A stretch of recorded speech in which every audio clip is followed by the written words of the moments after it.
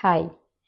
చాలా రోజులైపోయింది. క్రిస్మస్ సీజన్‌లో కొంచెం బిజీతో చేయలేకపోయాను. ఈరోజు విటమిన్ డి గురించి చాలా ఇంపార్టెంట్ లెసన్ చెప్పాలనుకుంటున్నాను. ఏంటంటే, కోవిడ్ తర్వాత విటమిన్ డి యొక్క వాల్యూ ఏంటనేది చాలామంది కొంచెం కొంచెం తెలుసుకుంటూ వస్తున్నారు.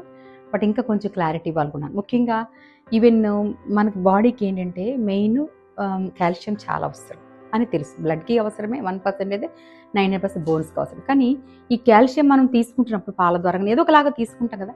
తీసుకున్న కాల్షియమ్స్ ఏమవుతుందంటే బాడీకి అబ్జర్వ్ అవ్వాలి. బాడీకి అబ్జర్వ్ అవ్వాలంటే ఏం చేయాలి? దానికి డి అనేది హెల్ప్ చేస్తుంది. సో, డి ఎప్పుడైతే లేదో బాడీ లోపల ఏమవుతుందంటే కాల్షియం డిపాజిట్స్ ఉండిపోతూ ఉంటాయి. అందువల్లనే ప్లేక్స్ ఏర్పడి గుండె హార్ట్ అటాక్స్ రావడానికి ఛాన్సెస్ ఉన్నాయి. అంటే ఒక్క డి విటమిన్ వాడితే ఇమ్యూనిటీ హెల్ప్ చేస్తుంది.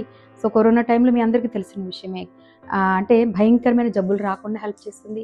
సో, డి అనేది ఒక్కటి ఉంటే స్ట్రెంగ్త్, ఆరోగ్యము ఎవ్రీథింగ్ వస్తుందనమాట.